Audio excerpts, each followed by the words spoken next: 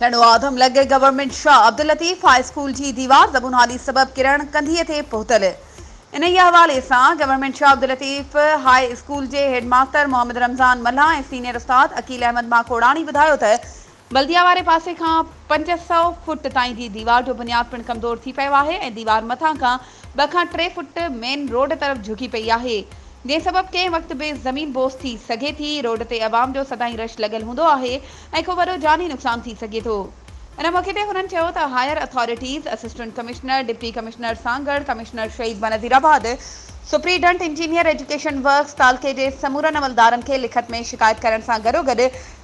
झुकी किरंदड़ दीवार ऐं स्कूल जे ज़बून हाली जो विज़िट करायो आहे, पर अफ़सोस इन स्कूल जी केर बि मालिकी करण लाइ तयार नाहे।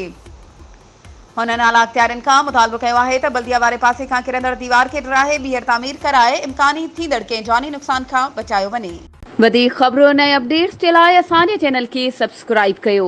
ऐं हा बेल आइकन खे प्रेस करण न विसारजो त जीअं असांजी हर नई अचण वारी वीडियो तव्हां ताईं पहुची